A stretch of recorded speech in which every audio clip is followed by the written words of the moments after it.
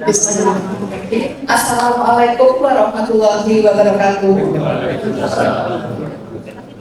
Selamat sore, salam sejahtera, Om Swastiastu, Namo Buddhaya, salam kebajikan. Rahayu. Pertama-tama, marilah kita mengucapkan syukur kepada Tuhan Yang Maha Esa, karena pada sore hari ini kita dapat menghadiri acara ini dalam keadaan sehat walafiat. Kami mengucapkan selamat datang di acara Budaya Berdaya, Employer Meeting and Career Booster. Selamat datang kepada yang terhormat Dekan Fakultas Ilmu Budaya, yang terhormat Sekretaris Pusat Karir dan Keberdampakan Alumni Universitas Airlangga, yang kami hormati jajaran pimpinan Fakultas Ilmu Budaya Universitas Airlangga, yang kami hormati para narasumber dan moderator, serta para undangan mitra Fakultas Ilmu Budaya. Sebelum memulai acara, perkenankan saya untuk membacakan susunan acara pada sore hari ini. Yang pertama adalah menyanyikan lagu Indonesia Raya dan Himne Airlangga, diikuti dengan pembukaan oleh Dekan Fakultas Ilmu Budaya, dilanjutkan dengan fokus group discussion, dan akan ditutup dengan paparan mengenai employer reputation dan survei employer reputation. Baik, memasuki acara yang pertama, yakni menyanyikan lagu Indonesia Raya dan Himne Airlangga. Untuk itu hadirin kami mohon untuk berdiri. Fakultas Ilmu Budaya untuk secara resmi membuka acara sore hari ini. Untuk itu kepada Bapak Syahrul Martadwi Susilo, SSM PhD, kami persilakan.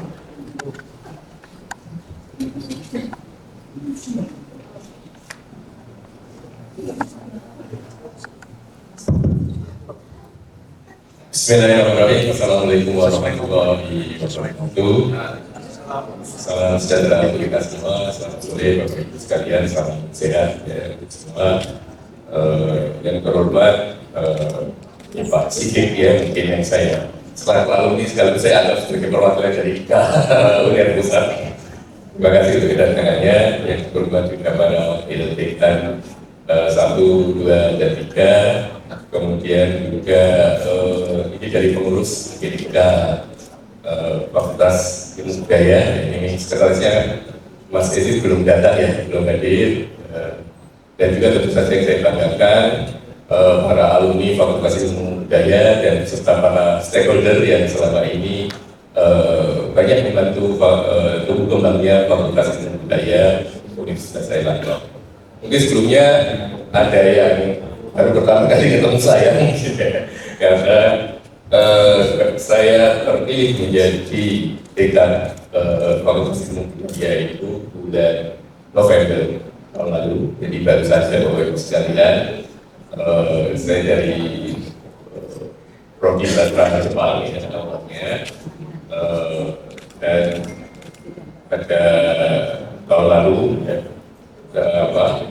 dapuk ya untuk kemudian sama-sama dengan teman Fakultas Ilmu Budaya mengembangkan tentu saja Fakultas Ilmu Budaya sama-sama dengan baik. Kalau saya dengar tadi nyanyi Himne Airlangganya itu pasti hafal itu ya, saya dengar ya. Itu sebenarnya Bapak Ibu sekalian yang ada di sini, ini rasa keunikannya masih bisa saya rasakan, dan tentu saja punya memori-memori yang luar biasa terkait dengan Fakultas Ilmu Budaya. Nama saya Syahrul Martadwi Susilo, kita lupa memperkenalkan. Jadi waktu pertama kali, saya lupa menyapa ini Pak Edi selaku sekretaris PKA ya, salah satu lembaga yang ikut membantu hubungan kita dengan alumni maupun pengembangan karir ke depan. Terima kasih telah datang ya, mewakili Prof. Misul yang mungkin tidak terakhir ini. Saya ucapkan terima kasih. Memang Bapak Ibu sekalian, semakin hari semakin ke depan tentu saja sebagai universitas ya, tantangan kita jadi tidak semakin mudah, yang jelas itu ya, akan banyak tantangan yang semakin berat ya, dan saya rasa peran dari alumni dan beberapa stakeholder yang kami menjadi sangat-sangat penting dan signifikan dalam perkembangan Fakultas Ilmu Budaya Depan. Ketika awal-awal ya kemarin saya mencoba untuk meneruskan estafet ya dari Prof. Gunawan ya sebagai dekan. Salah satu hal yang sekarang kita anggap penting yaitu Bapak Ibu sekalian adalah aspek entrepreneurship dari atau kewirausahaan dari lulusan dari Universitas Airlangga. Karena memang kita juga maklum Bapak Ibu sekalian, lapangan kerja dari Fakultas Ilmu Budaya ini kan sebenarnya cukup luas ya, cukup beraneka ragam. Akan tetapi memang semakin ke depan dengan beberapa tantangan perkembangan digitalisasi ya, dan sekarang juga saya sebut VUCA ya, kondisi dunia yang tidak jelas ya. Saya rasa memang kemandirian ya dari alumni ini dari lulusan yang kita memang inginkan, dan pendidikan itu memang selayaknya memang harus kita lakukan. Kami sebagai fakultas itu sejak di bangku perkuliahan. Dan saya rasa para alumni yang hadir pada hari ini saya rasa sudah punya banyak pengalaman di dunia kerja. Ya, kami harap ya juga bisa kembali nantinya dalam upaya kami menyiapkan ya mungkin adik-adik kelasnya yang mohon dibantu gitu ya dari pengalaman Bapak Ibu sekalian, sehingga memang apa yang kita ajarkan di dalam atau yang akan kita coba kembangkan ya model-model pembelajaran, model-model tutorial dan segala macam ini relevan sekali dengan dunia kerja sekarang. Kalau dosen itu kan belajar S2, S3-nya kan sudah lama ya Bapak Ibu sudah lama ada dan penelitian yang sifatnya akademik ya. Hal yang terkait dengan praktis tentu saja ini kita tentu sangat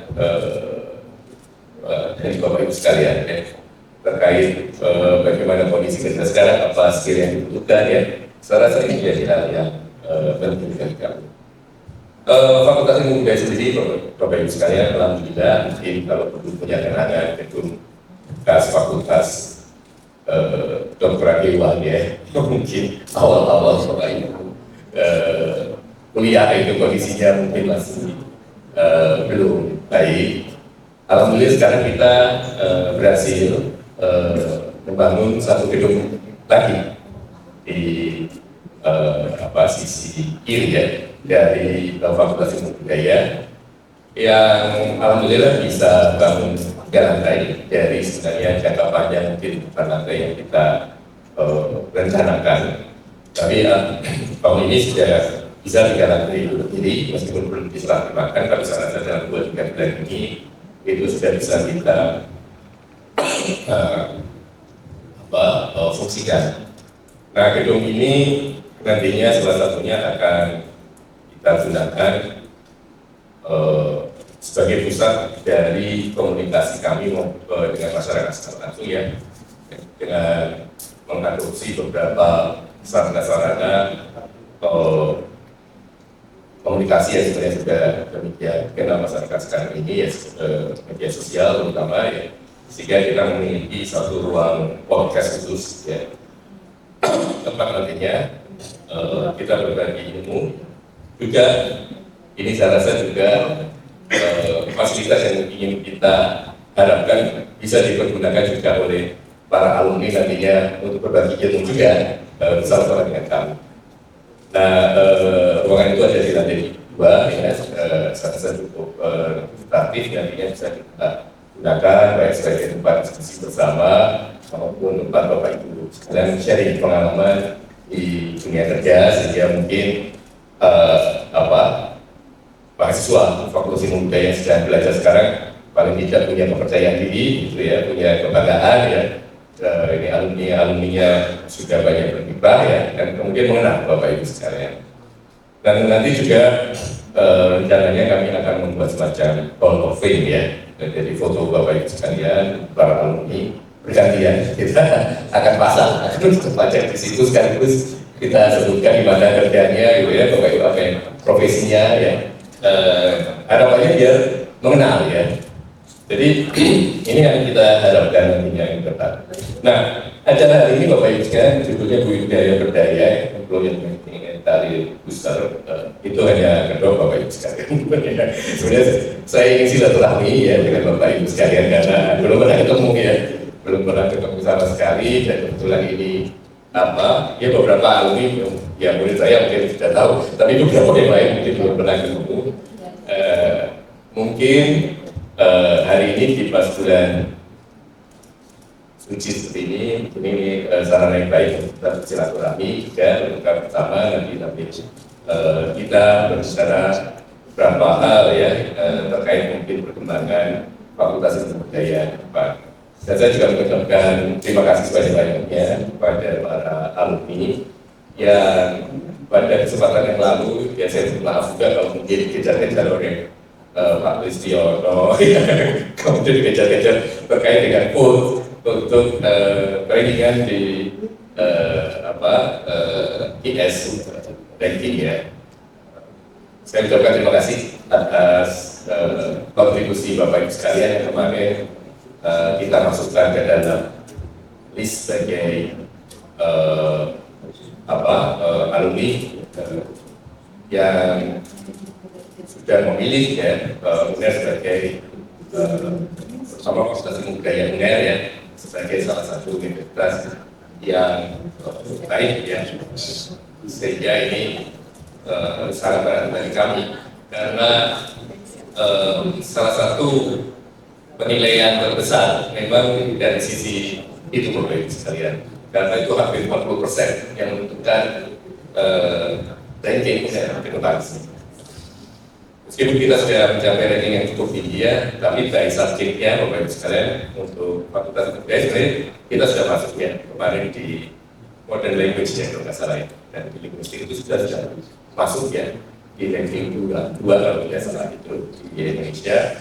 Harapannya mungkin dengan kebersamaan Bapak Ibu sekalian bisa naik satu ya, jadi kan insya Allah kalau kita bersama-sama ya melakukan itu untuk membawa perbaikan Fakultas Ilmu Budaya Depan, saya rasa saya yakin itu bukan hal yang mustahil. Nah, tahun ini kita bicara juga akan menyusun misi yang baru ya Bapak Ibu sekalian. Karena kemarin memang dari list yang kita buat itu masih ada beberapa alumni yang mungkin karena yang bersangkutan pensiun ya, buat nilai dan segala macam mungkin masih belum punya kesempatan untuk memilih FIP ya, maksudnya belum dikirim email dari IS buat thinking. Tapi mungkin ke depan kami harapkan akan ada lebih banyak alumni yang bisa berpartisipasi dan juga ini bukan hanya di list yang memang kita daftarkan, karena kita ada 2 list Bapak Ibu sekalian, ada yang sign in, ada yang non sign in. Sign in ya, non sign in ini bisa dikirim bisa tidak gitu. Kalau yang sign in ini pasti nantinya akan dikirim gitu. Nah ada 2 ini harapannya kalau yang non sign in ini memang bisa banyak sekali yang ikut, kalau sign in jumlahnya memang dibatasi. Nah harapan kami nanti sebanyak-banyaknya mungkin Bapak Ibu sekalian bisa berpartisipasi untuk itu. Jadi itu kira-kira Bapak Ibu sekalian beberapa hal yang mungkin hari ini juga akan dipaparkan ya dari pihak BPKKI yang terkait dengan masalah voting ini. Tapi yang lebih penting dari itu semua adalah seperti yang saya katakan tadi adalah silaturahmi kita semua ini Bapak Ibu. Dan saya dengar juga mau ada ini ya perubahan kepengurusan. Ya, ini Pak Izid belum datang ya. Mungkin di kesempatan itu mungkin kita akan bisa ketemu lagi nanti di sana ya. Mungkin akan lebih banyak beberapa program-program mungkin dari alumni yang bisa disampaikan kepada kami ya, yang kami siap ya untuk membantu dan fasilitasi juga segala macam kegiatan dari para alumni, dan harapannya juga nanti kita bisa bersama. Nah satu hal lagi mungkin Bapak Ibu sekalian yang saya rasa ini menjadi program yang penting. sekarang Merdeka Belajar itu kan sudah tidak ada. Merdeka Belajar itu sudah hilang sekarang. Tapi kita ada program magang dari mahasiswa yang sebenarnya ini menjadi salah satu yang menentukan juga terkait dengan reputasi dari Fakultas Ilmu Budaya. Jadi MBKM dihilangkan, tapi muncul satu poin magang sendiri, yang itu nanti dihitung secara statistik berapa jumlah mahasiswa UNER dan magang. Nah ini kami harapkan ya Bapak Ibu juga bisa membantu ya permasalahan magang ini dari anak-anak mahasiswa kalau memang bisa membantu, atau paling tidak bisa memberikan nanti pandangan lah ya bagaimana melakukan pemagangan yang baik. Ini yang kita juga harapkan, salah satu poin yang mungkin kami harapkan dari alumni juga bisa membantu kami. Mungkin itu Bapak Ibu sekalian yang bisa saya sampaikan di awal acara kita hari ini. Nanti mungkin kita sambil ngobrol-ngobrol santai, silakan nanti Bapak Ibu sekalian bisa menyampaikan unek-uneknya atau beberapa hal yang mungkin ingin disampaikan kepada adik-adiknya, mungkin kepada kami yang di sini, dan saya harap juga silaturahmi seperti ini akan bisa kita lakukan kalau bisa setahun 3 kali ya, tidak pindah kota juga nggak apa-apa gitu ya, supaya Bapak Ibu sekalian juga jadi kesempatan untuk reuni ya, ketemu dengan teman-temannya juga yang satu angkatan atau yang lain ya. Hari ini saya dengar dari Pak Listiono itu ada Pak Sakawi ada 62 ya, 60-an yang mendaftar, katanya masih ada yang daftar lagi tapi masih belum kesempatan yang datang. Mungkin nanti di kesempatan yang lain atau nanti mungkin bisa datang lebih banyak lagi. Nah, tentu saja ini menjadi kesempatan yang baik untuk nantinya kita saling bertemu kangen, dan sekaligus juga ya kita harapkan meskipun Bapak Ibu semua sudah lulus ya, ya masih ingat lah ya kalau matanya untuk paling nggak dipilih lah ya, dipilih untuk sebagai salah satu universitas ya yang terbaik ya bukan hanya di Indonesia atau betul-betul di internasional. Saya rasa itu yang mungkin bisa saya berikan. Terima kasih untuk kedatangannya. Dan saya tutup billahi taufiq wal hidayah. Assalamualaikum warahmatullahi wabarakatuh.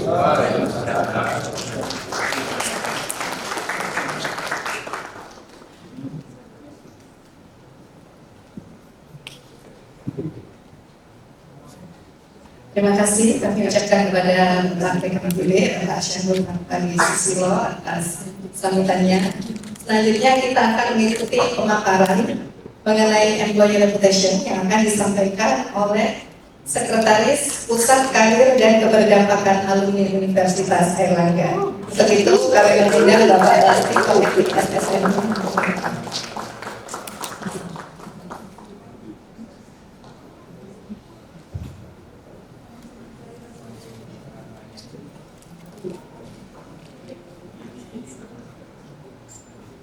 Mohon izin Pak Dekan, Bapak Ibu Wakil Dekan dan Pak Sidik, dari semua kerjanya IKFIB luar biasa.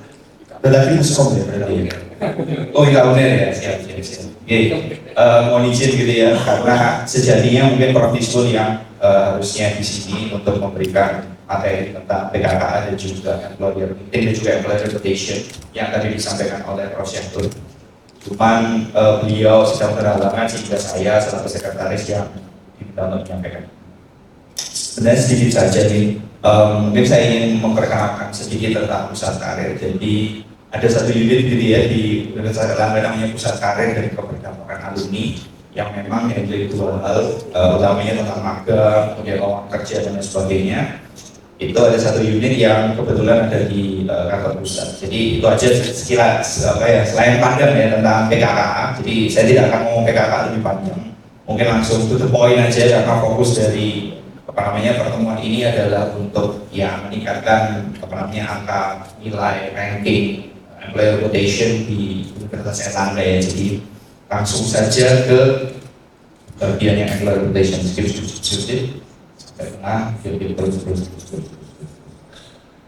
Nah, sini aja.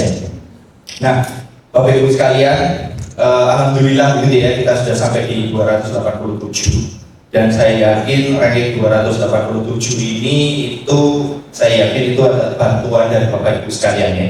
Karena seperti tadi yang Prof. Saya harus sampaikan bahwa indikator rankingan ini 50%-nya memang indikator reputation Bapak Ibu sekalian, yang ditopang 15% dari panjenengan mengisi survei ya, kemudian 30% dari dosen-dosen alumni FIB yang mengisi survei dibagi menjadi dua Bapak Ibu, akademik dan employer, dan 5% itu adalah berdampak alumni. Jadi 50% itu memang totally ditopang oleh survei dan publikasi media. Jadi sebenarnya harapan kami dari PKKA keberdampakan alumninya ada yang dari media mungkin, Bapak Ibu sekalian, yang dibilang di sini dari media. Oke. Salah satu kekurangan kita ya Universitas Airlangga itu sebenarnya adalah di quote-unquote alumni impact-nya Bapak Ibu sekalian. Alumni kita itu sudah sangat berdampak tapi tidak muncul di service, tidak muncul di pemerintahan. Nah itu juga tergambar dalam indikator yang nilainya memang tidak sebagus indikator yang lainnya. Jadi mungkin Bapak Ibu sekalian, kalau misalnya Bapak Ibu melakukan sesuatu ya sebagai alumni FIB ataupun sebagai alumni UNER, publikasikan. Jadi dipublikasikan. Itu yang penting, itu yang jarang sekali dilakukan oleh alumni-alumni. Ya mungkin UNER hebat hanya humble ya. Kita mungkin terlalu humble gitu sehingga kita tidak mau muluk-muluk, kita tidak mau sharing achievement kita. Nah mulai saat ini mungkin kalau misalnya ada info-info panjenengan melakukan sesuatu yang impactful, tolong disampaikan ke FIB. Nanti biar FIB, Pak Lis, Prof. Sarkawi, Prof. Sarur, Bu Dewi yang akan mempublikasikan achievement panjenengan. Ya itu menurut saya penting sekali, dan FIB ini sebenarnya gudangnya media ya. Jadi banyak alumni FIB yang berkarir di media, dan mungkin itu bisa juga menjadi tulang punggung sebenarnya untuk bagaimana alumni itu bisa muncul gitu ya di media. Oke, lanjut aja. Ini bahkan dalam tanda kutip di Bapak Ibu sekalian, kalau di World University Ranking kita ranking 287, bahkan di Asia University Ranking kita itu ranking 2 Bapak Ibu sekalian. Seperti yang panjenengan lihat, 52 di Asia dan nomor 2 di Indonesia. Ya, jadi kita itu sudah 100 besar. Ya, lanjut. Nah, ini Bapak Ibu yang saya sampaikan tadi, indikator paling atas yang 15%, kita berada di ranking 80. Itu sebenarnya ranking itu bisa didapat hanya dengan panjenengan mengisi survei Bapak Ibu sekalian. Survei employer yang masuk di email panjenengan. Kami kurang tahu siapa yang mendapatkan email dari QS, tapi jikalau panjenengan misalnya iseng-iseng ya dapat email inbox QS Global Employer Survey, mohon diisi. Dan kuncinya itu saja. Jadi 10 menit yang panjenengan habiskan untuk mengisi survei itu 1 tahun nafasnya UNER Bapak Ibu sekalian. Karena isinya cuma 10 menit Bapak Ibu sekalian, jadi isinya cuma 10 menit dan itu rankingnya berlangsung 1 tahun. Nah itu satu ya Bapak Ibu. Kalau yang saya sampaikan tadi employer reputation itu adalah survei yang diisi oleh perwakilan dari industri. Kemudian yang 30% yang bawah itu academic reputation, itu adalah survei yang diisi oleh akademisi. Jadi misalnya Bapak Ibu Prof. Suryadi ya misalnya dapat survei akademik survei, mohon diisi. Bu Sisil ya kalau misalnya dapat survei, mohon diisi. Akhirnya isi survei aja Bapak Ibu sekalian. Itu 30%, 30 tambah 15, 45. 5%-nya dari employment outcome 5%.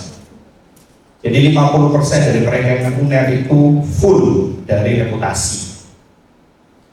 Dan kita yang itu Bapak Ibu, yang employment outcome, yang alumni impact, bagaimana media mempublikasikan prestasi alumni itu, skornya juga masih ranking di ranking 510. Jauh berbeda dengan employer reputation kita yang ranking sudah 80. Jadi mungkin di sini Bapak Ibu sekalian, mungkin nanti di akhir sebelum berbuka ya nanti akan ada tutorial mission gitu ya dari teman-teman dari fakultas, mungkin ya itu bisa support UNER, support FIB dalam rangka ranking.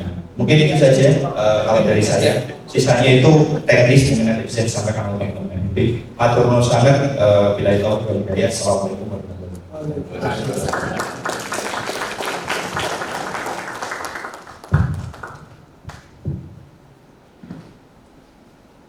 Terima kasih kami ucapkan kepada Bapak Lansiko Edi. Selanjutnya sebelum memasuki acara inti, kami mengundang Bapak Ibu sekalian untuk maju ke depan, kita lakukan sesi foto bersama. Monggo Mas Obed dibantu ya. Dipandu. Monggo Bapak Ibu silakan foto. Kalau Bapak Ibu di atas. Foto bersama.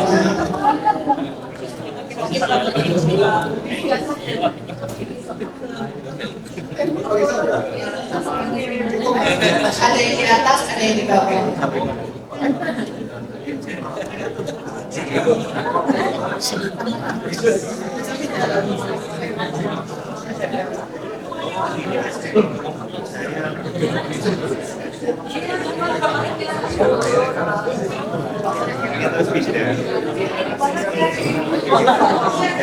Monggo ada yang di atas, Pak.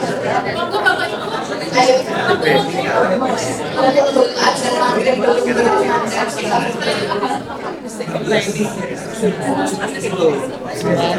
Tahu nggak sih toko Reni?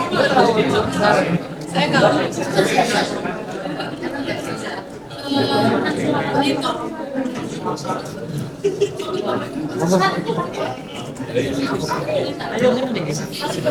Gak usah ngelu apa-apa.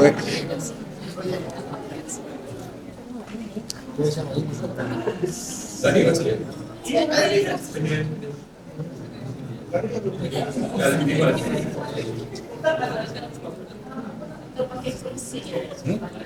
Oh ya, Ada yang nasihat di depan? Yang lututnya masih kuat boleh gesekan. Iya, saya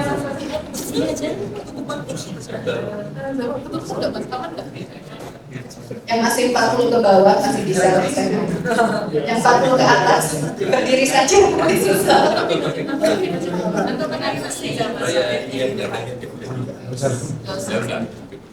jangan beda semua tadi.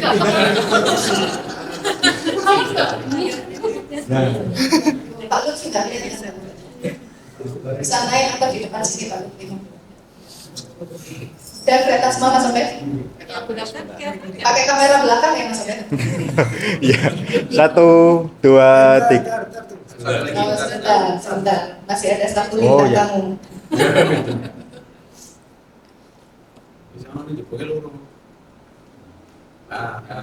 Oh, masih ada bintang tamu yang lain. Ayo, Mas.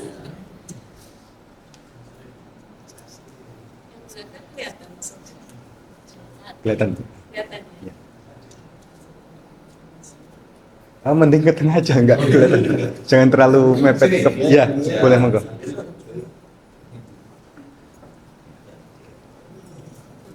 Oke, 1, 2, 3. 1, 2, 3. Sebentar Ibu.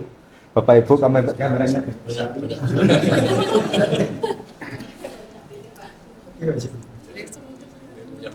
Ya, ini masih ada tampil di depan. 1, Mohon bisa 2, disegerakan 3. untuk mengikuti sesi foto bersama. 1, 2, 3.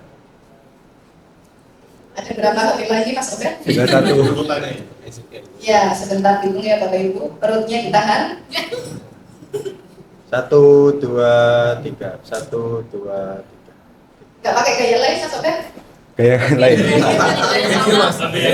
Monggo Mas Edi segera foto bersama. Oke, benar hebat. Oke, udah. Oke. Masih ingat ya? Berarti kalau Iya. jawab pun Pak Sarul juga benar nanti jawabnya hebat. Benar. Coba dulu Pak. Oke, kita latihan dulu ya. Latihan dulu ya. Mungkin Pak Syahrul. Oh ya, sama satu lagi Universitas Erlangga Excellent with Morality. Budi dan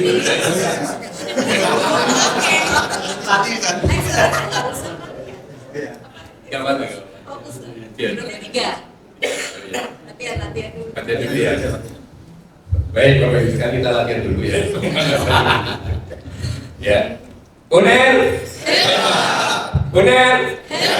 UNER, Universitas Airlangga, FIB UNER, Berbudaya.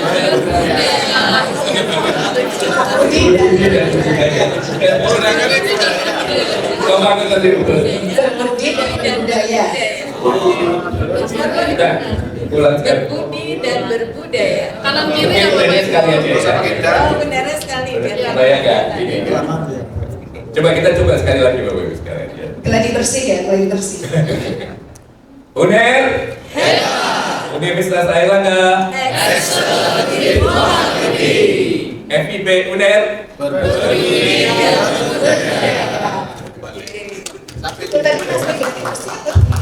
Sudah bagus tadi tapi. Sudah? Monggo, Mas Ladi. Langkahnya jadi. Oke, sudah? Sudah. Oke, bisa kembali ke tempat duduk masing-masing. Masih ingat tempat duduknya di mana? Meja nomor berapa?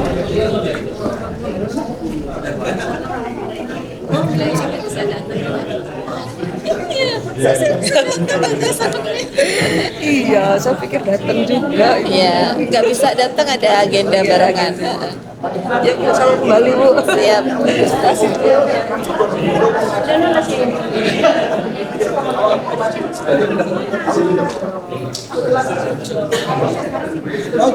Sehat Bu. Baik, selanjutnya kita akan memasuki acara inti sore hari ini yang akan dipandu oleh moderator. Untuk itu kami mengundang Ibu Almira Fidila Arta. Monggo Ibu, acara kami serahkan ke Bu Almira. Baik, katanya kalau pelatihan public speaking nggak boleh diketuk, Mas. Kasihan ininya soalnya. Katanya harus ditiup gitu. Baik, assalamualaikum warahmatullahi wabarakatuh. Selamat sore Bapak Ibu.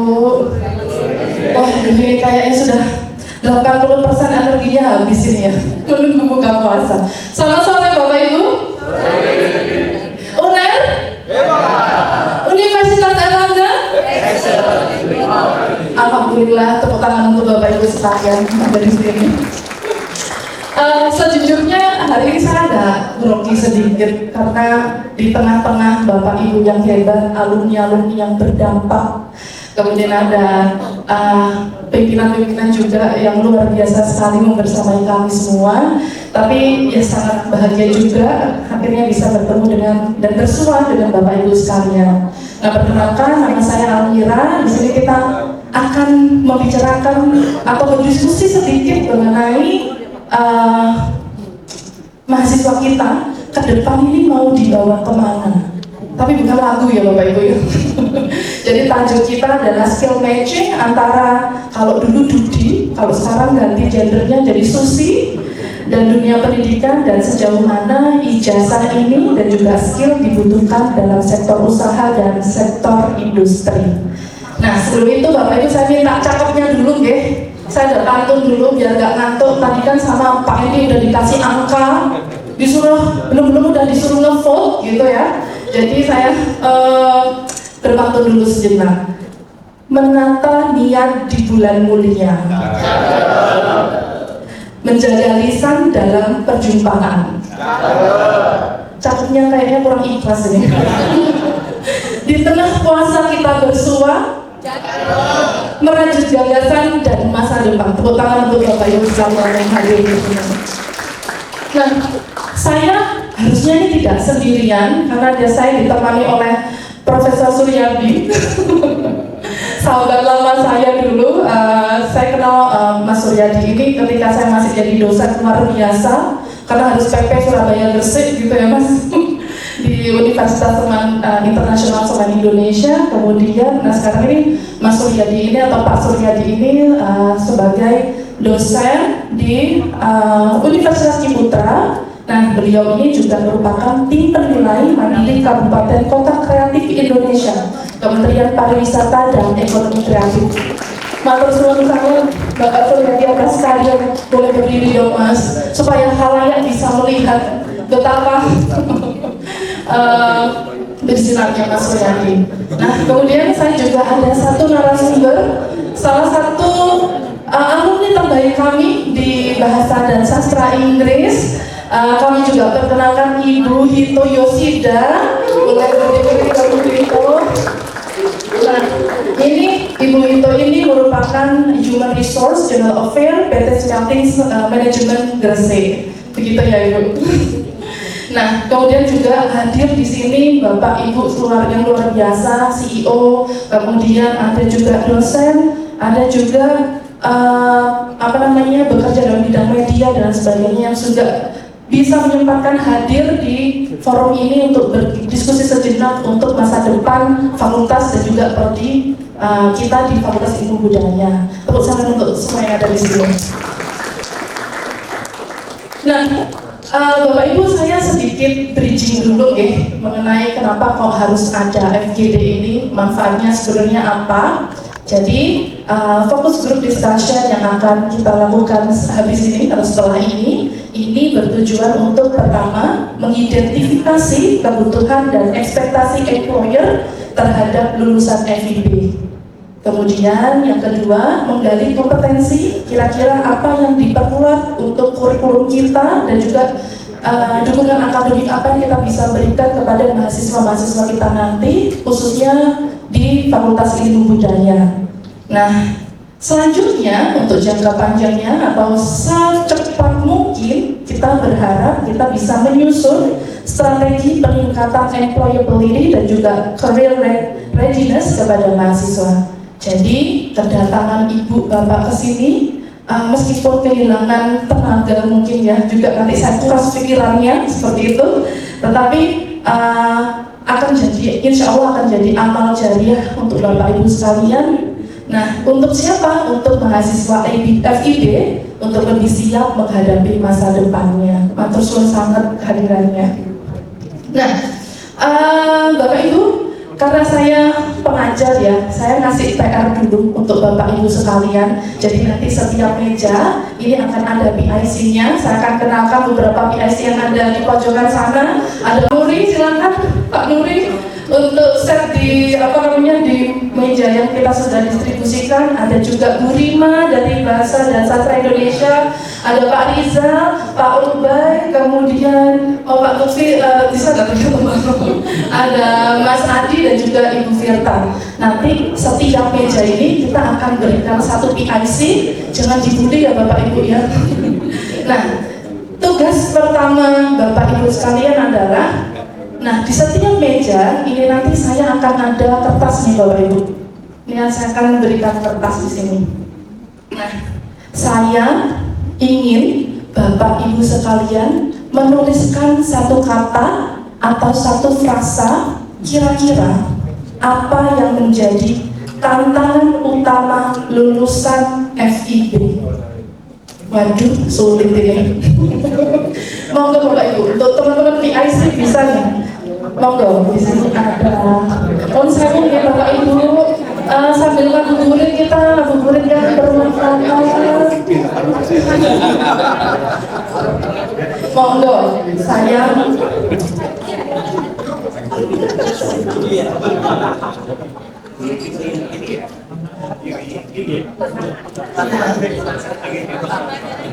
pertanyaannya bisa diulang ke Bapak Ibu yang terhormat dan yang saya sayangi.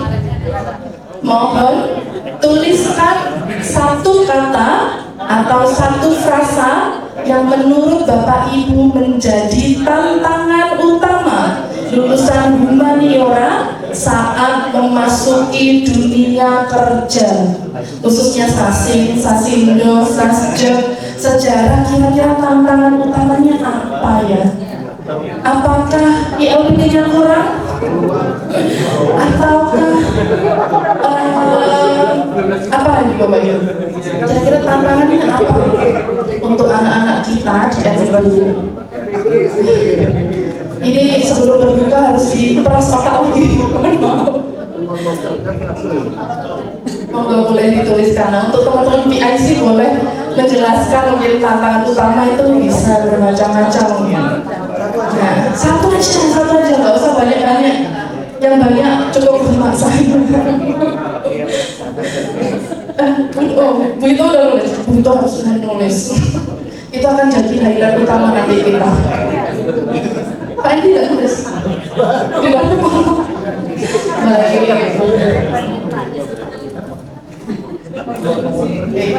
Ada yang ditulis? Kita coba tantangannya apa ya?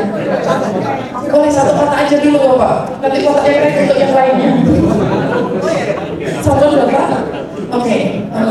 Bapak Asmolipun Sinten, namanya Bapak Pidi. Dulu dari sastra Indonesia, sekarang bekerja di bidang main kopi luar biasa Bapak.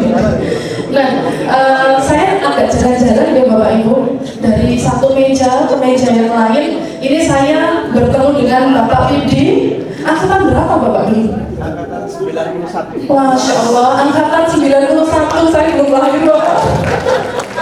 Dan sekarang ini Bapak di dalam pengusaha di bidang kopi gitu ya Pak Pidi. Nah, ini kalau berdasarkan Pak Pidi, ini tantangan utamanya adalah skill. Gitu. Jadi kemampuan siswa itu jadi tantangan utama, khususnya untuk humaniora. Saya pindah sedikit. Nah, ini di meja 4, kayaknya di mejanya kok panas ya Pak? Boleh mencontak Ibu? Oh nggak boleh. Nah kalau Bapak dari mana? Aduh saya jadi nggak enak ini, saya pindah aja deh kalau gitu. Nah kalau menurut Bapak boleh kenalan dulu? Ya, saya dari Personality, angkatan 2007, saat ini berdomisili di Ambon dan sedang studi di FIB. Keterampilan yang saya ingin sampaikan di sini adalah tantangan utamanya adalah keterampilan. Karena apa? Sekaligus saya jelaskan di sini. Karena kalau kita masuk di dalam dunia kerja, khususnya sebenarnya kalau alumni kita ada di sastra Indonesia maupun sejarah, itu sekolah-sekolah sedang membuka. Tapi ada hal yang belum kita miliki, yaitu di pendidikannya, jadi pedagogisnya belum dapat. Ya, saya harapkan ini menjadi satu catatan. Terima kasih. Terima kasih banyak untuk Bapak, tepuk tangan untuk Bapak. Nah, kalau dari dua meja yang saya jalan-jalan ini tadi sama, salah satu tantangannya kebetulan adalah skill atau keterampilan.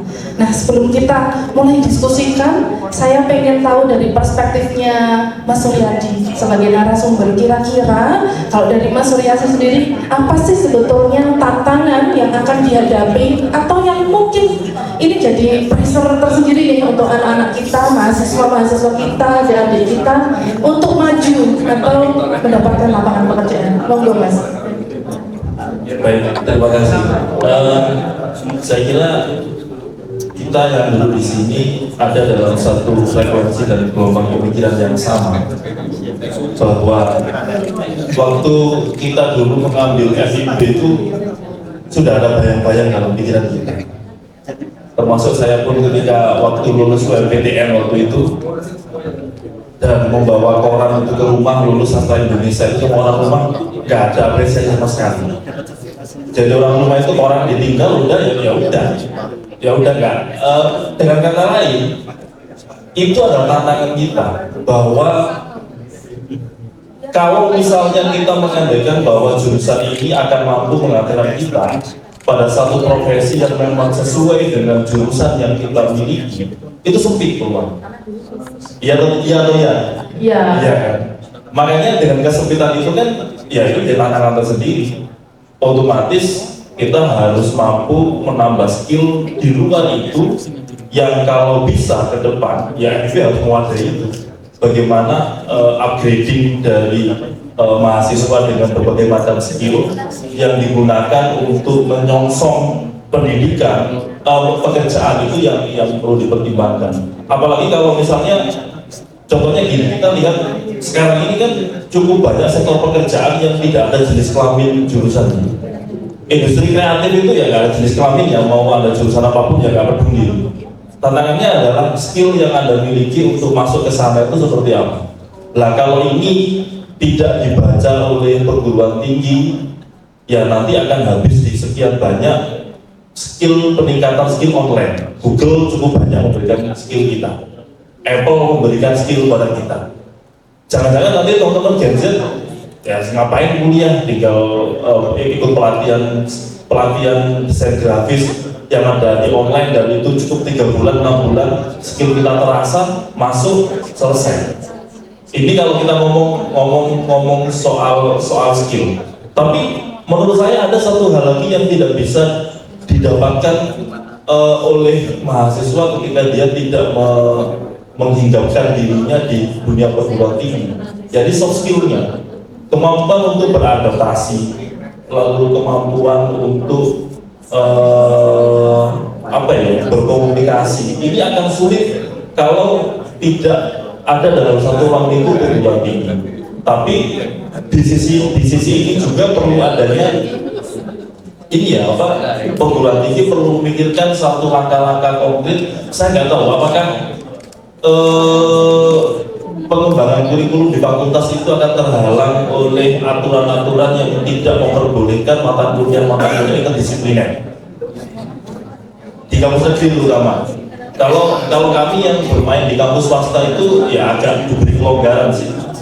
Kalau misalnya kayak kami ambil contoh misalnya di tempat saya di Ciputra itu, kita setiap semester bikin mata kuliah baru pun oke, asalkan itu dipilih oleh mahasiswa dan dianggap memiliki value. Saya kemarin terakhir itu menginisiasi mata kuliah industri halal.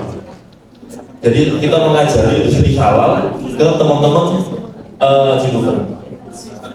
Yang notabene-nya adalah mereka adalah orang-orang yang berbagai macam lintas agama. Tapi kami melihat ke depan ini tren industri halal ini akan berkembang, dan pemainnya itu tidak harus orang muslim, siapa jadi pemainnya. Saya kira akan menjadi sangat menarik ketika FIB dapat melakukan perubahan atau penambahan kurikulum yang bisa memasukkan berbagai macam mata kuliah yang itu interdisipliner dan itu sangat bermuatan skillful, melibatkan praktisi, teman-teman yang memang tahu industrinya, tahu betul permainannya seperti apa, bukan hanya sebatas akademisi yang kadang hanya berputar-putar dalam konten itu. Dan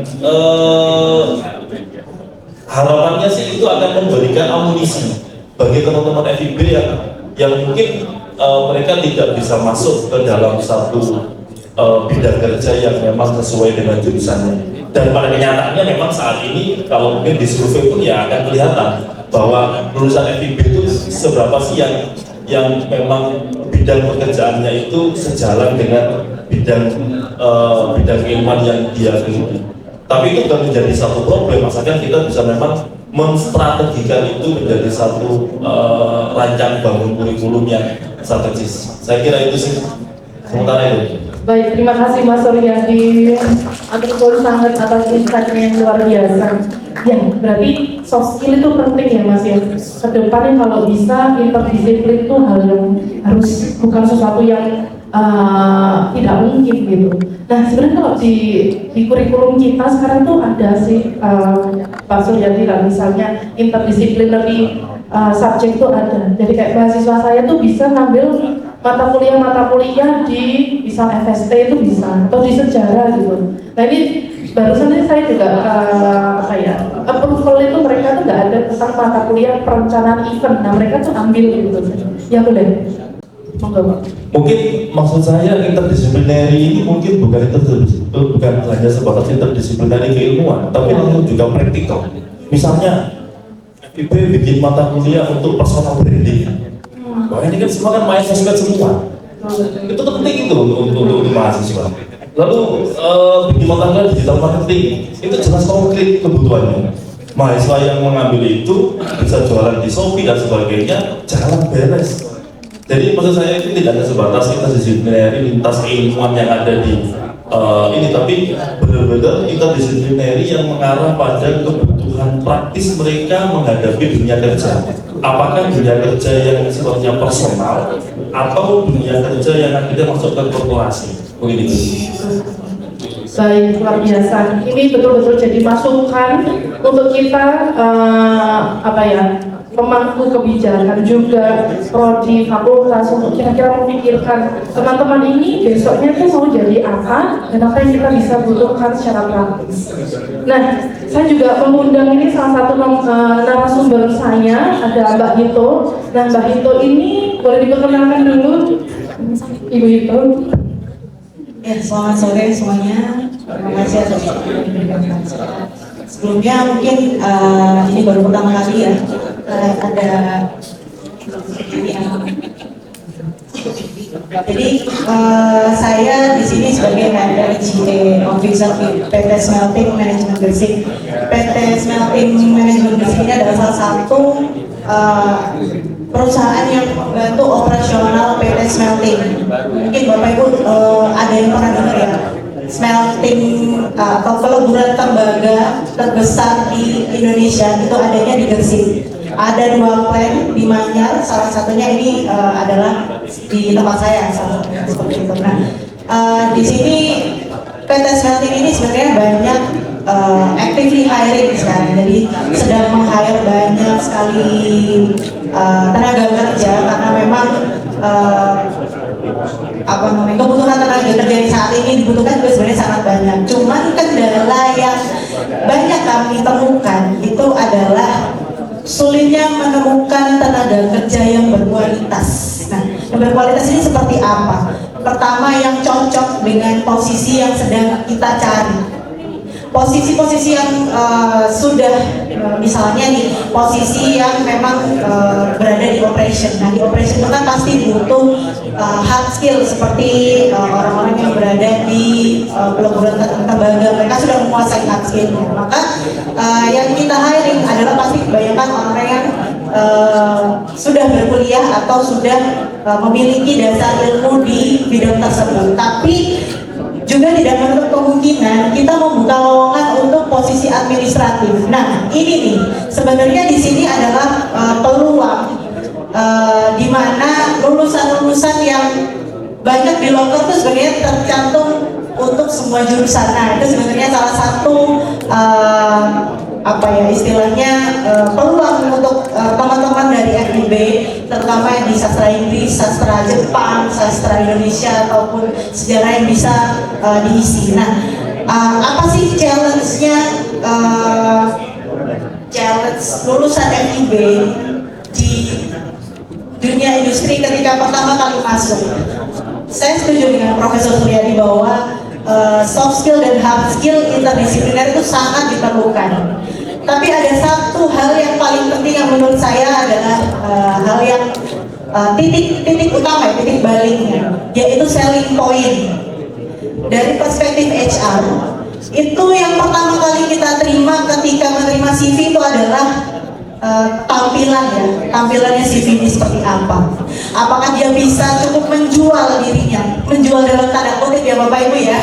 Jadi menjual menjual yang dia punya, menjual skill, menjual pengalaman, menjual ilmunya dia, kompetensinya dia. Nah, bagaimana cara dia menjual itu melalui sebuah atau selembar kertas untuk bisa sampai ke kita, untuk bisa dipertimbangkan, oke, ini kandidat. Nah, itu satu skill penting yang menurut saya saat ini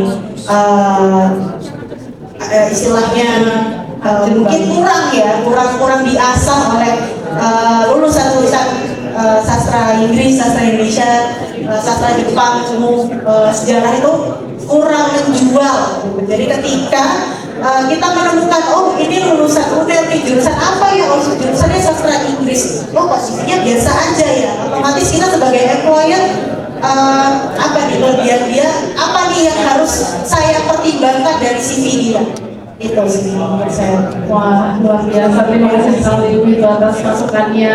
Terus sekali untuk Ibu Hito dong.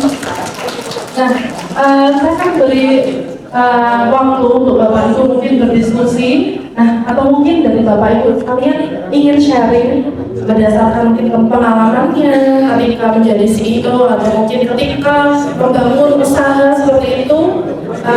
Untuk mahasiswa-mahasiswa kita, khususnya untuk lulusan humaniora ini kira-kira challenge terbesarnya, tantangan terbesarnya kira-kira seperti apa yang akan dihadapi ini? Karena kan sekarang ini dunia ini pilihannya banyak sekali yang untuk semua jurusan. Tetapi kita perlu nih apa yang perlu kita siapkan seperti ini. Ada mungkin Bapak Ibu? Baik. Terima kasih Bapak. Mau diperkenalkan?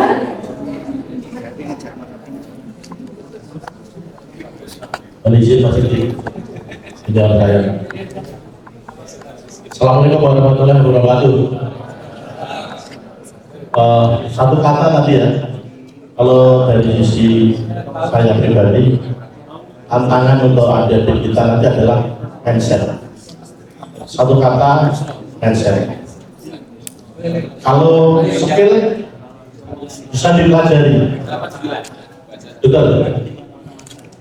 Kalau keterampilan bisa dibentuk, tapi kalau mindset itu adalah bekal utama untuk menghadapi bukan 1 tahun atau 2 tahun ke depan, tapi adalah untuk 10 tahun ke depan. Itu yang ada di mindsetnya Pak Sidik gitu. Seorang sastra Indonesia sekarang konsultan di Indo, konstruksi, engineer, ya kan? Apa namanya Mas? Desain interior, ini juga jagonya hobi Pak Widi, apalagi Mas Hasid itu ahli riset nasional. Kalau saya sih bukan sama-sama. Jadi Kusno ya, dan belakang kasih Samin Kusno. Nama saya Kusno. Masuk 89, lulus 93. Kalau Pak Budi kan masuk 90, lulus 2004. Gak lulus sampai sekarang terus 3,5 tahun. Oke, jadi kalau sharing pengalaman, saya nggak cerita pengalaman yang di UNER karena pengalaman angkatan 89 yang di UNER aib banget, nggak perlu diceritakan. Karena Nirmanto nggak didendam katanya dia pasti tidak, oh yang baik-baik saja. Tapi pengalaman setelah keluar, yang terpenting adalah mindset, termasuk smelting itu adalah klien saya. Saya manajer transfer, saya track. Pernah gitu toh, nggak tahu sekarang pakai mobil siapa. Mindset itulah yang menguatkan saya bahwa S1 itu hanyalah belajar berpikir ilmiah. Jadi kalau Anda punya ijazah S1 tapi otaknya nggak logis, dipertanyakan apakah Anda kuliah beneran atau tidak. Itu saja mungkin dari saya. Jadi kalimat ini pun saya dapat dari senior saya di FIB, Didi Utomo. Ya, Didi Utomo pesan kepada saya sebelum saya menjadi asistennya dia atau TID, saya dulu TID. Kusno, kalau kamu jadi ilmuwan, syaratnya satu, dampingi kelompok yang lemah. Kalau tidak, percuma intelektual kamu, batal. Saya itu sampaikan sampai hari ini, kalau saya tidak berperan kepada pihak yang lemah, saya pikir hidup saya tidak bermanfaat. Yang lemah itu entah bakul kopi, entah bakul betel ya. Dan sampai hari ini saya masih mendampingi masyarakat Samin yang dulu dilemahkan. Dan saya ketika skripsi mengicipi desain 1 malam di Orde Baru karena Samin di PKI kan, sehingga nggak sembarang orang masuk seperti sekarang. Baju yang saya pakai adalah baju Obor Sewu bulannya Samin, baju negara ini. Itu saja. Dari mindset itulah kami belajar skill. Sehingga ketika kami keluar dari pintu gerbang UNER yang dulu tolak Jawa, penutup kalimat saya adalah mindset kita takwa. Dan untuk tahun 2026 saya sampaikan hasil riset dari Bloomberg bahwa dunia ke depan adalah oversupply. Ingat ya, para dosen, para pendidik, bahwa dunia ke depan adalah oversupply. Oversupply tidak hanya produk dan jasa, juga uang pinter. Terus gimana tantangannya para dekan dan dosen untuk membawa ke depan? Belum tadi Bu Rima, Pak, sudah ada rencana kewirausahaan. Jadi pengusaha nggak cuma 2 SKS, Pak. Belum komen itu nggak cukup. Kalau cuma 2 SKS itu lilit aja enggak lah. Ya, mindset harus kuat. Sehingga kita menghadapi isu oversupply apa yang dilakukan kampus, ya, perkuat sektor distribusi. Itu aja jawabannya. Apa itu distribusi? Kalau kita bauran pemasaran, marketing mix, produk kita sudah bagian produksi kan, kita harus pandai di dalam price, oke. Price ini bagaimana kita merupakan added value diri kita sendiri. Tapi yang ketiga ini tantangan yang 10 tahun ke depan adalah place. Place silakan Anda cari sendiri, bahwa kalau Anda mendatangi siapapun, baik smelting maupun Pertamina maupun manapun, kalau ditawarkan smelting, saya punya proyek dan bisa menguntungkan Anda, nggak usah ngelamar, dibolehin Mas, karena smelting juga butuh supply. Si Pak Widi misalkan, Mas Widi, klien butuh kopi, tolong top per tahun Mas, ini jadi melakukan tadi direktur kita butuh supply. Sehingga kampus harus merubah mindset kepada lulusannya, tidak mencari kerja, tetapi harus menjadi adalah jalur distribusi yang dirintis tadi disampaikan Pak Surya, menjadi influencer barangkali itu adalah place. Saya banyak punya siswa, punya binaan, salah satunya lulusan oceanografi dari ITB, dia pilih jadi pelari, pelari yang influencer, yang dimana dia lari dibayari, diongkosi, ya, kalau menang juara dia dapat duit. 1 tahun pertama per bulan income-nya ya sekitar 100 juta per bulan lah. Sehingga saya paling gak setuju kalau ada Kementerian Pendidikan memberikan komentar pada lulusan atau generasi yang lulus dibilang salah jurusan. Gak usah Kementerian Sibuk menganalisa tentang bakat minat, gak usah lah, gak zamannya bisa. Tapi bentuk kerja yang baik dengan cara apa? Negeri ini perlu role model. Nah, sayangnya sumpah dari hati saya, saat ini negeri ini miskin role model. Silahkan di FIB dibuat dekan, dosen, semuanya yang mampu menjadi role model untuk apa membentuk mindset menghadapi 10 tahun ke depan. Insya Allah lulusan SD akan jaya di udara. Terima kasih. Assalamualaikum warahmatullahi wabarakatuh. Luar biasa sekali, betul Pak mindset. Nah ini untuk informasi aja Bapak Ibu, di FIB kita Fakultas Ilmu Budaya itu ada 2.000 siswa yang aktif, yang nantinya akan masuk ke dunia kerja seperti itu. Nah ini betul-betul butuh sekali masukan dari Bapak Ibu sebagai alumni, supaya teman-teman ini nanti siap mau jadi apapun yang penting bisa bermanfaat dan bisa selalu berkarya. Mungkin ada lagi Bapak Ibu, satu lagi mungkin yang mau urun rembuk, kira-kira apa nih tantangan yang anak-anak kita hadapi? Satu lagi mungkin. Baik, dikenalkan Bapak. Baik, nama saya Asril. Nama saya Asril, Sasindo 2005. Saat ini aktivitasnya berada di bidang pendidikan, sosial, dan ekonomi kreatif, terutama di social empowerment, terus kemudian membantu pemberdayaan UMKM dan sebagainya. Dari mulai yang UMKM baru merintis sampai yang menengah juga, yang ke atas juga kita sama-sama proses untuk pendampingan. Nah, saya sedikit cerita ya tentang proses saya. Awalnya kan Sasindo ya, sastra Indonesia. Banyak belajar tentang sastra bahasa, tapi ujung-ujung ngurusin marketing, branding, dan sebagainya. Nah, otomatis saya harus belajar mengembangkan skill dan sebagainya. Dan dalam pembelajaran itu ternyata saya ketemu satu titik bahwa ternyata antara branding dan sastra itu dekat sekali. Kenapa? Karena brand itu adalah sebuah cerita. Dan itu ada, saya baca banyak buku marketing terutama yang tentang branding, ya, terutama bukunya Donald Miller ya, Story Brand itu benar-benar ada beberapa bagian paragraf itu yang berbicara tentang struktur cerita, dan itu ada gambar-gambar bagian-bagian yang itu mirip dengan teori sastra 1 dan 2, strukturalisme banget klub. Akhirnya saya baca lagi buku-buku teori sastra 1 dan 2.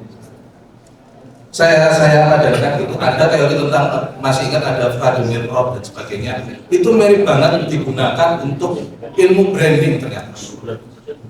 Jadi kalau saya ini tadi Mas Jadi menyebut bahwa kita harus mulai ada mata kuliah yang sifatnya pragmatik gitu ya, lebih ke praktis begitu. Saya kira kita juga mulai harus mencari kira-kira dari berbagai mata kuliah kita yang bisa diturunkan lagi jadi sesuatu yang lebih praktis gitu ya, jadi sesuatu yang lebih terapkan. Itu kayaknya kok lulusan kita nanti ketika sudah mulai menyelesaikan studinya tidak benar-benar kosongan. Kenapa saya bilang kosongan? Karena menurut saya ini setelah saya belajar gitu kan di FIB gitu kan, entah ini yang saya belajar salah belajarnya atau apa, masih kebanyakan ilmu halus gitu. Ilmu halus bukan ilmu terapan yang langsung praktis, langsung teknis begitu kan. Jadi ketika kita coba menurunkannya ke dunia kerja kita masing-masing, itu kita masih butuh effort lagi untuk mikir sendiri. Kira-kira kalau dari apa yang saya pelajari itu diturunkan ke dalam bidang saya, itu letaknya di mana? Irisannya di mana? Nah, mungkin ini bisa jadi isu yang menarik ya untuk dilempar dari kajian di FIB. Kira-kira terapan-terapannya untuk mata kuliah yang ada di FIB itu seperti apa? Itu mungkin yang saya. Baik, terima kasih banyak Bapak. Tepuk tangan dulu Bapak. Terima kasih. Nah, Bapak kalau misalnya kita tadi saya tarik benang merah dari narasumber kita semua ini, mungkin ada 3 hal ya yang mungkin kita bisa highlight atau kita bisa stabilo gitu ya Bapak Ibu ya. Jadi yang pertama, untuk lulusan kita nanti, kita harus menyiapkan anak-anak kita, adik-adik kita di Fakultas Ilmu Budaya Universitas Airlangga itu dengan soft skill yang baik, keterampilan yang baik, hard skill juga, dan itu nggak cukup 2 SKS. Mereka perlu eksplor lagi di luar kampus, tidak hanya di bangku kuliah mereka dengan dosennya tidak, tetapi di luar sana juga, mungkin dengan praktisi, dengan mungkin magang dan sebagainya. Kemudian yang kedua adalah mulai berpikir mengenai selling point, gimana kita bisa membranding diri kita sendiri, siapa saya dan untuk apa saya ada di sini, saya sudah menyediakan apa, saya pengen apa. Jadi harusnya anak ini sudah mulai berpikir sedemikian rupa. Oh baik, saya pengennya jadi bekerja di bidang misalnya public relation. Maka dari itu kita harus bisa memberikan ruang gitu ya Bapak Ibu ya, untuk mereka bisa membranding diri mereka sendiri untuk mencapai tujuan tersebut. Nah yang terakhir luar biasa sekali tadi dari Pak Pusno masukannya tentang mindset. Kadang-kadang kita lupa kalau sebagai manusia kita itu luar biasa sekali, diberikan akal, tubuh yang sempurna, kemudian kesempatan untuk belajar. Nah, mindset ini harus ditempa gitu ya Pak Pusno. Gak bisa 1-2 hari sebulan ya Bapak gitu. Nah itu harus memberikan tempat itu untuk anak-anak juga supaya nanti ketika menghadapi dunia kerja teman-teman ini juga bisa siap dan dipermudah gitu. Nah satu hal lagi Bapak yang mungkin kita bisa diskusikan. Nah di dunia pendidikan ini kita tuh ada unit paling kecilnya adalah yang mahasiswa juga ada dosen.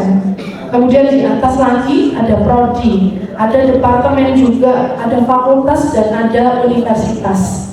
Menurut Bapak Ibu sekalian, kira-kira langkah konkret apa yang bisa jadi PR buat kami ini sebagai perpanjangan tangan untuk anak-anak kami ini untuk mendapat pekerjaan dan lain sebagainya?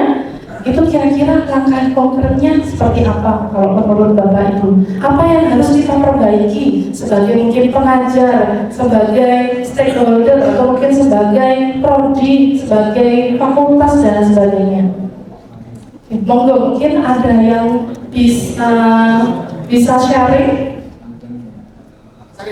Baik, silakan.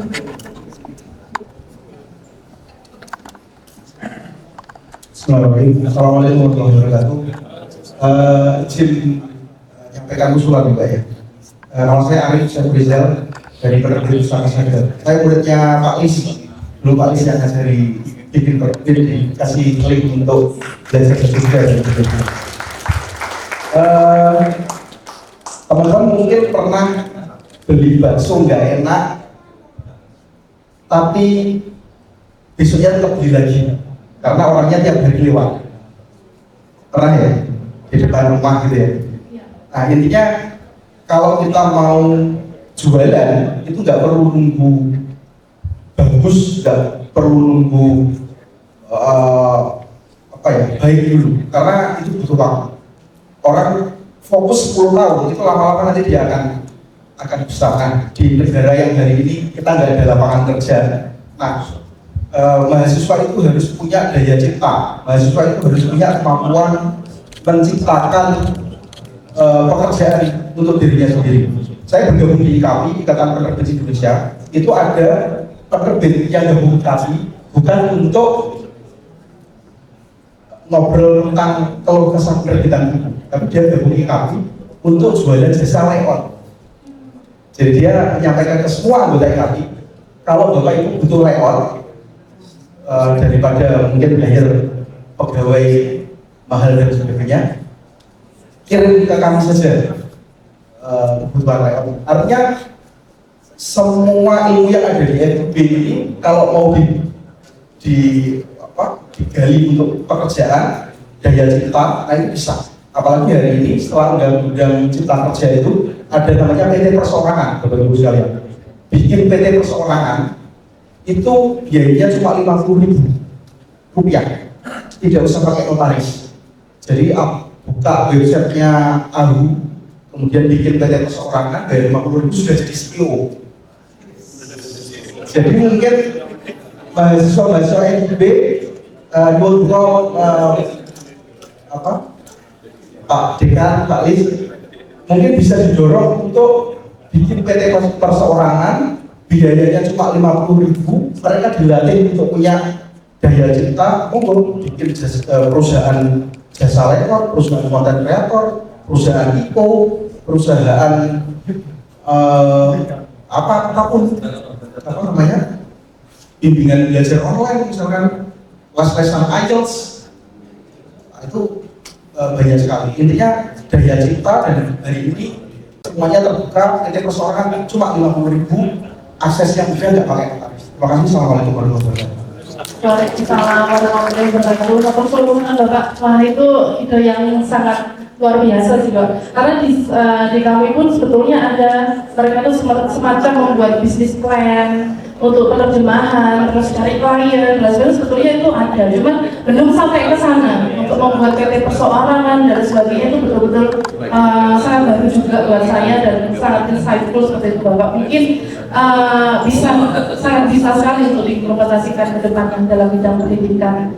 Nah, mungkin untuk Ibu Hito, kira-kira langkah konkret apa yang mungkin kita bisa lakukan ke depannya, atau mungkin ada kolaborasi yang kita bisa lakukan dengan dosen, dengan Bapak Ibu sekalian yang ada di sini, atau fakultas dengan Bapak Ibu sekalian yang ada di sini. Terima kasih.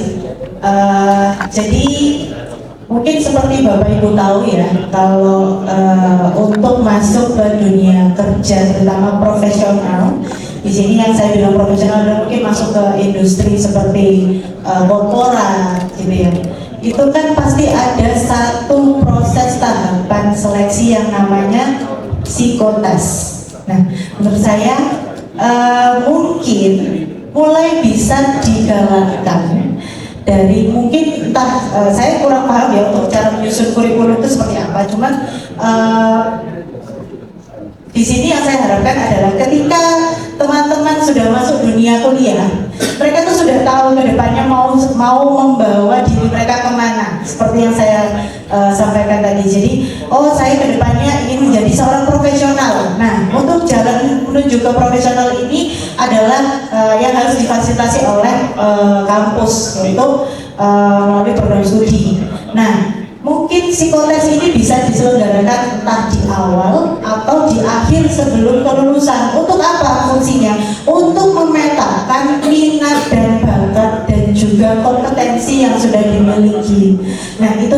salah satu yang saran yang menurut saya mungkin bisa Bapak Ibu sebagai para akademisi atau bapak-bapak ibu yang berada di kampus sebagai pemangku kebijakan bisa dipikirkan ya Bapak Ibu, karena pun nanti ketika Bapak Ibu lihat nanti teman-teman yang sudah lulus ini ketika mau masuk kerja juga pasti akan diminta psikotes Bapak Ibu. Jadi bukan cuma tes sekedar tes hard skill, tes soft skill, itu pasti sudah bisa istilahnya bisa dibuktikan melalui ini lulusan sasing biasanya soft skillnya apa, public speaking ya kan, lulusan sasing ini hard skillnya apa, paham tentang bahasa Inggris, begitu juga dengan bahasa-bahasa yang lain. Tapi kita kan tidak pernah tahu bakat dan minat dia yang istilahnya yang dibaliknya dia ini apa. Nah, psikotes itu sebenarnya bisa jadi modal untuk Bapak Ibu dan untuk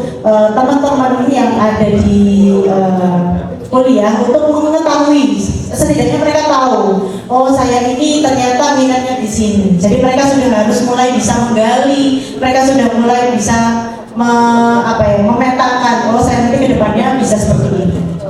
Itu. Baik, terima kasih banyak untuk itu. Nah, sebelum itu saya mau minta untuk Pak Suryadi, kalau dari perspektifnya Pak Suryadi, bagaimana Pak? Langkah konkret kita.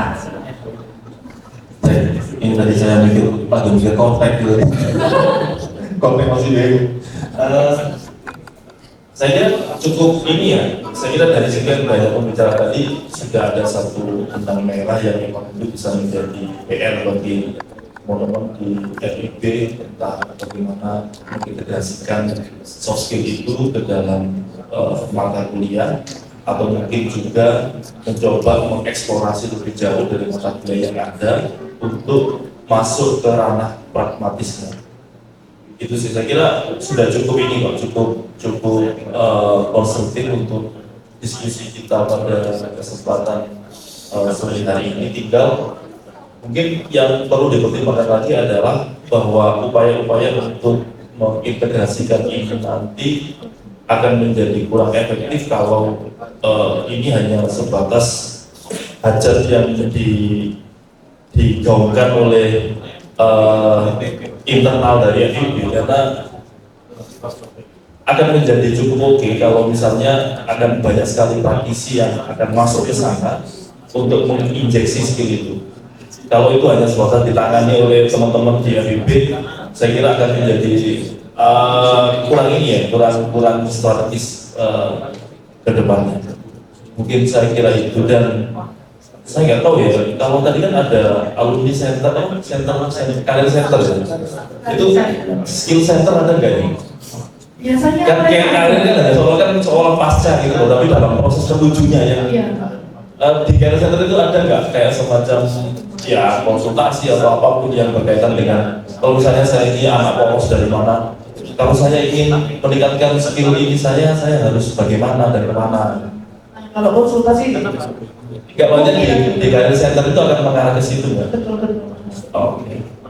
Saya kira itu aja sih. Baik, terima kasih. Ya, coba masih akan lama. Terima kasih Pak Suryadi. Nah ini saya akan mengundang Profesor Sakap Sarkawi sebagai Wakil Dekan 1 di bidang akademik kemahasiswaan dan juga alumni untuk mungkin memberi sedikit tanggapan Prof atas diskusi sore kita hari ini yang agak panas dan lapar gitu ya Bapak Ibu. Monggo Prof. Terima kasih. Bismillahirrahmanirrahim. Assalamualaikum warahmatullahi wabarakatuh. Yang saya hormati Pak Islam,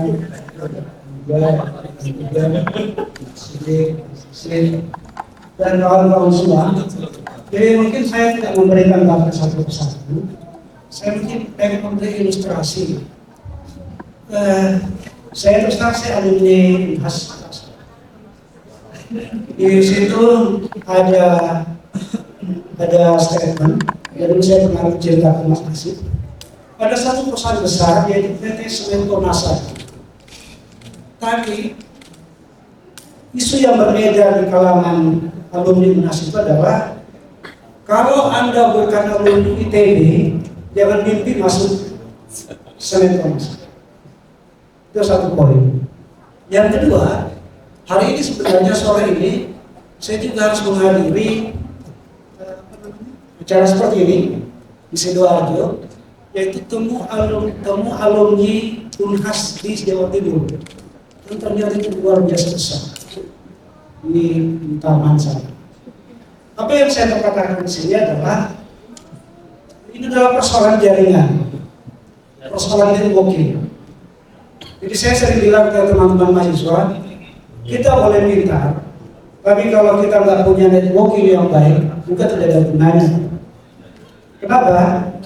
Yang mantan rektor Ubaya Surabaya ternyata alumni Fakultas Teknik Unhas. Dia menarik begitu banyak alumni Unhas ke Ubaya. Ada yang ngajar di FK, ada yang ngajar di teknik, dan seterusnya. Jadi ini bukan persoalan bahwa ini KKN, karena KKN itu kan ada limitnya, ada garisnya, adalah achievement. Kalau dia berprestasi, kenapa tidak menarik? Jadi saya pikir ini penting sekali. Kemudian pengalaman yang kedua, ketika tsunami di Palu, kira-kira seminggu setelah reda tsunami itu saya ke Palu. Saya pulang naik Lion Air itu. Saya sudah duduk di kursi itu. Tiba-tiba ada anak muda dari depan yang senyum-senyum kepada saya. Dan dilala, dia itu duduk di samping saya waktu itu. Sebenarnya ini kok orang SKSD gitu, kenal saudara. Terus dia bilang, loh bapak lupa sama saya, katanya. Sama siapa ya? Saya punya sejarah pak. Terus ngapain di sini? Saya ngurusi alat berat untuk memberesin tsunami di Palu kemarin. Lo bayangkan ini bapak, alumni sejarah ngurusin alat berat, penyewaan alat berat di Palu. Yang ketiga, kira-kira tahun lalu saya ke Banjarmasin. Saya ada acara di kampus Banjarmasin. Di audit setelah istirahat dari acara itu, tiba-tiba ada yang ke saya, Pak masih ingat saya? Siapa? Saya alumni sejarah katanya. Mau ngapain di sini? Saya bekerja di kejaksaan lah. Kejaksaan tapi ditempatkan di Banjarmasin. Wah, apa hubungannya? Jadi rupanya kejaksaan itu butuh 600 sejarawan tahun lalu. Padahal yang terpenuhi baru 200 di seluruh Indonesia. Lalu ngapain di kejaksaan? Ngurusi arsipnya lah. Arsip perkara itu luar biasa. Jadi kalau nggak diurusi. Tapi kalau nggak punya jaringan, nggak tahu ada info tentang ini tentang itu juga nggak ada gunanya. Jadi saya pikir skill oke, mindset pasti. Apalagi tadi Mbak Almira yang 3 poin itu. Tapi kalau kita nggak punya jaringan juga hampir sia-sia. Oleh karena itu saya pikir kita berkumpul di sini juga dalam rangka itu. Bagaimana membangun jaringan yang baik antara alumni UNER. Saya sering ngomong di anak-anak, saya bilang kita harus bangga menjadi UNER. Kenapa? Karena Gajah Mada itu cuma patih, saya bilang. Kalian Erlang itu adalah raja yang sangat terkenal di Jawa Timur pada abad ke-11. Karena raja inilah yang kita harus tebarkan kemana-mana lewat berbagai jaringan itu. Saya pikir begitu Pak Almira. Assalamualaikum warahmatullahi wabarakatuh. Terima kasih banyak sekali. Ya, berarti tambah satu nih PR juga adik-adik kita nantinya. Soft skill, hard skill itu pasti. Kemudian selling point, perbaiki mindset, dan jangan lupa relasi. Networking, betul sekali. Bapak Ibu, ini Bapak Ibu datang ke sini tidak gratis ya. Maksudnya begini, bukan kita tarik dengan lidah Bapak Ibu, tetapi kami berharap relasi kami di fakultas, kemudian di universitas dengan Bapak Ibu sekalian ini masih selalu terjaga. Kemungkinan nanti di dalam praktik pendidikannya kami membutuhkan Bapak Ibu untuk menjadi dosen praktisi, untuk mendidik anak-anak, adik-adik kita semua. Saya berharapnya Bapak Ibu bisa bersedia, ngapain nggih? Bisa betul Bapak Ibu? Siap nggih? Insya Allah nanti kalau undang-undang nanti palis ya Bapak untuk proposal kami sekolah ini. Itu Pak, PR-nya itu Pak. Nah insya Allah nanti setelah ini kita akan coba agendakan supaya anak-anak kita ini tidak hanya belajar di ruang tertutup di kelas-kelas saja, tetapi dari CEO dan juga alumni-alumni berdampak yang hadir di sini. Tepuk tangan untuk kita semua. Bapak Ibu, ini sudah dicolek-colek sama Mbak Dahlia ini karena kan mau mampir juga, selalu katanya Pak Suryadi masih agak lama gitu kan. Jadi mungkin saya akan tutup diskusi kita hari ini atau diri kita hari ini dengan pantun. Ke taman kota membeli melati, harumnya lembut di bawah angin. Terima kasih atas diskusi hari ini. Cakepnya mana ini? Semoga sinergi terus terjalin. Terima kasih sehat selalu untuk Bapak Ibu. Saya serahkan balanya atau selesainya acara ini kepada Ibu Dahlia selaku MC. Sehat selalu. Terima kasih Bu Alvira yang sudah memandu acara diskusi hari ini dengan sangat semangat. Baik Bapak Ibu, seperti biasa sebelum kita berbuka selalu ada kultum. Namun hari ini kultum akan diganti dengan pemaparan terkait teknis survei employer meeting yang akan disampaikan oleh Bapak Adi Nugraha. Monggo Bapak Adi.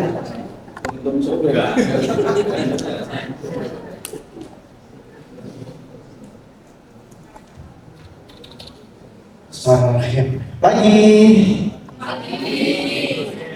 Masih 30 menit Bapak Ibu, semangat 30 menit saya bisa bantu nonton HP, saya berkaca HP 30 menit.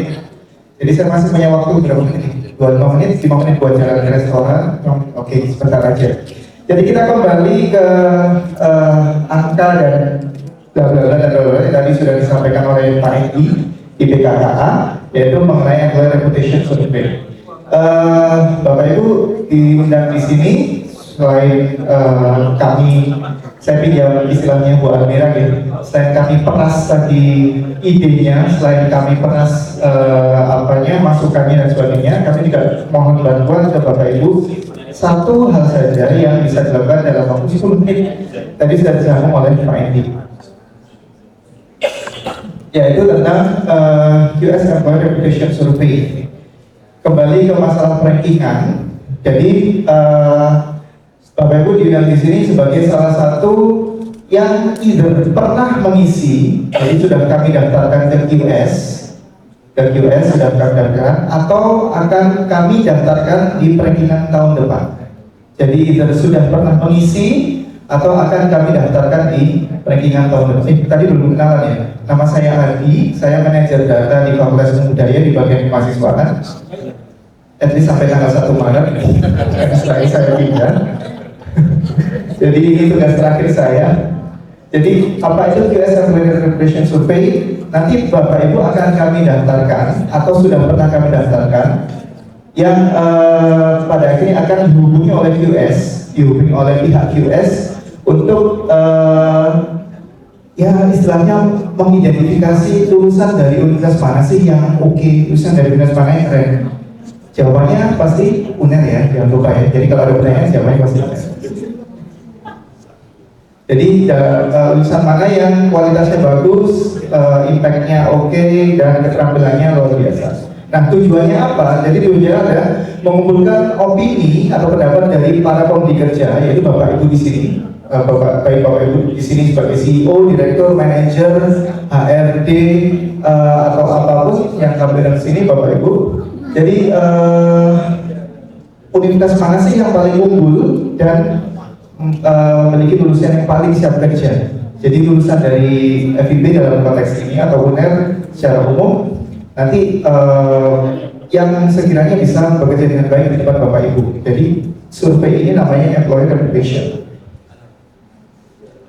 Nah, tujuannya apa? Mengukur reputasi universitas dan program studi di mata pemberi kerja, yaitu Bapak Ibu.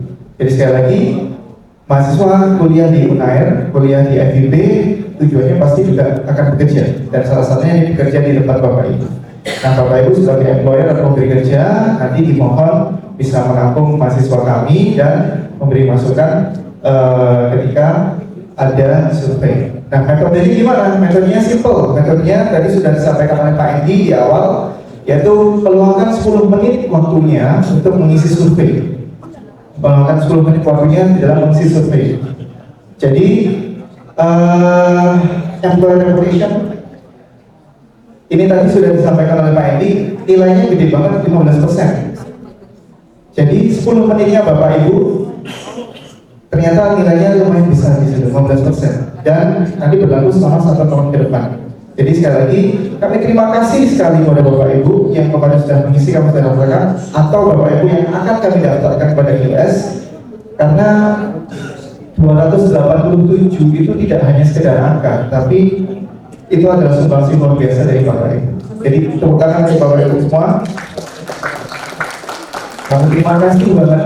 287 itu bukan hanya sekedar angka yang lewat gitu aja, yang kita dapat gitu aja, tapi ada sumbangsi luar biasa dari Bapak Ibu. Nah, secara besar, secara apa ya, secara big picture namanya adalah QS World University Ranking. Jadi kalau Bapak Ibu lewat Unair terus ada angka 287 itu berarti kita sudah dari peringkat 227 pada QS World University Ranking. Itu adalah istilah yang perlu kita ingat. Nah, sistemnya seperti apa? Jadi di sini tanggal 1 nanti Bapak Ibu di sini kan sudah mengisi daftar hadir ya, form pendaftaran registrasi. Nanti kami akan menominasikan nama dan perusahaan Bapak Ibu ke dalam sistem di Unair.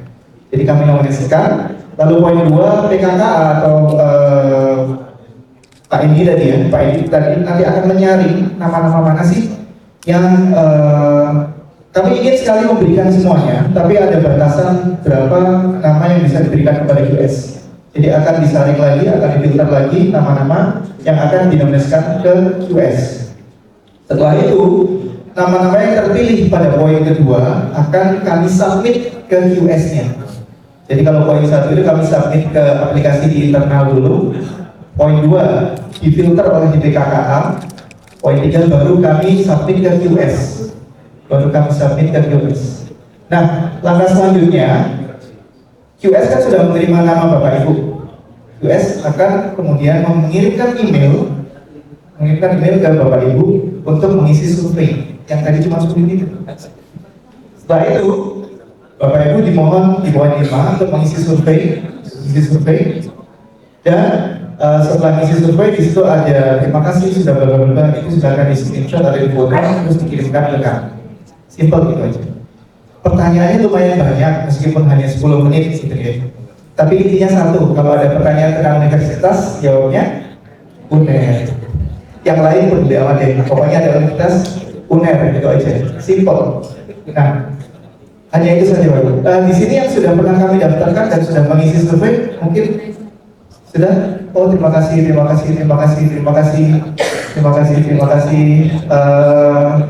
Untuk yang lainnya kami akan daftarkan di tahun ini, untuk kemudian akan diolah di BPKKA dan kami submit ke QS.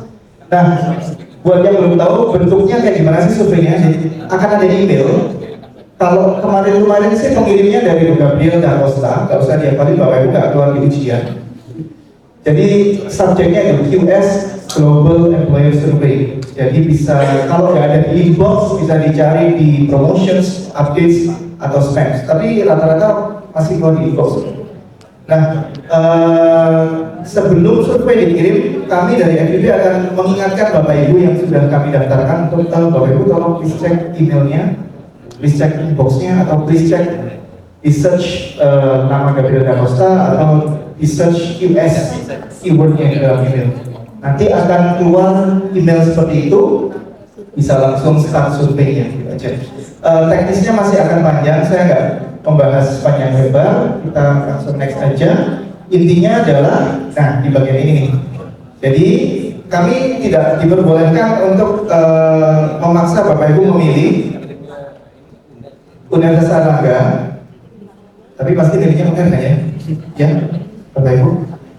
Ya, benar kan ya? Saya nggak ngancem loh ini. Saya nggak ngancem. Kalau ada pertanyaan ke universitas, tolong dijawab. Universitas Airlangga, universitas kecintaan kita semua. Gitu. Oke Bapak Ibu, itu tadi sekilas tentang survei. Jangan khawatir, surveinya masih akan dilaksanakan kurang lebih. Ini yang ketika selesai terus dikirim dan di screenshot dan kirimkan ke kami. Surveinya masih akan dilaksanakan nanti bulan November untuk Bapak Ibu yang akan kami daftarkan. Untuk Bapak Ibu yang kemarin sudah daftar, please cek emailnya sekarang. Itu pasti sudah ada emailnya. Nah, masalahnya ternyata tidak, QS ini sebagai sebuah lembaga pemerikatan tidak 100% itu mengirimkan emailnya ke semua yang kita submit.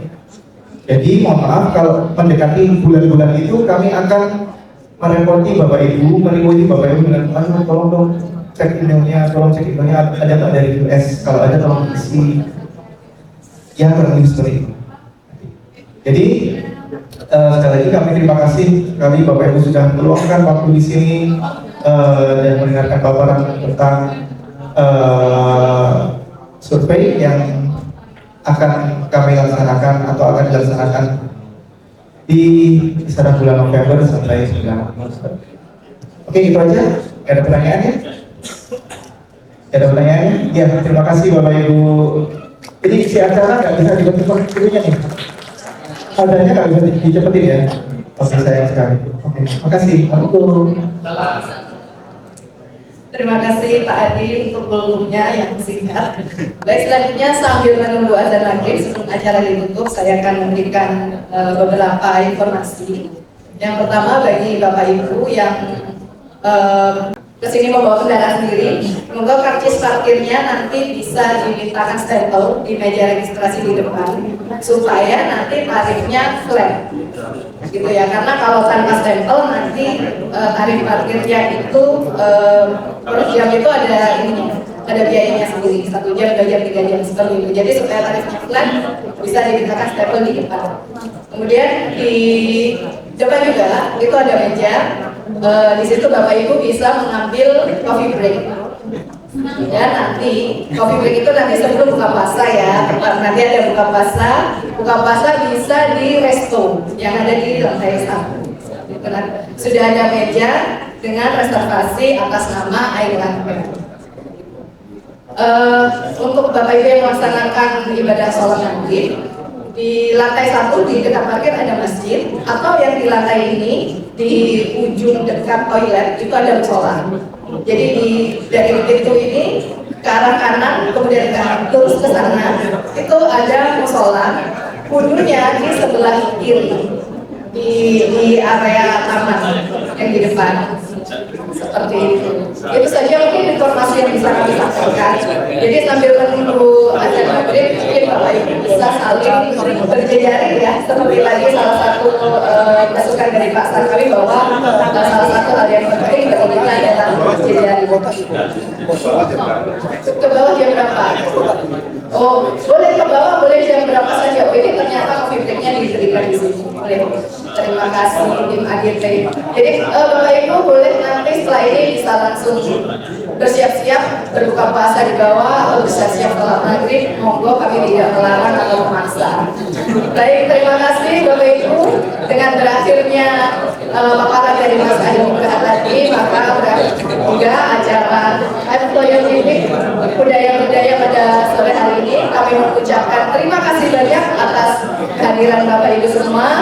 Semoga acara hari ini bisa memberi manfaat bagi kita semua. Terima kasih, sehat selalu.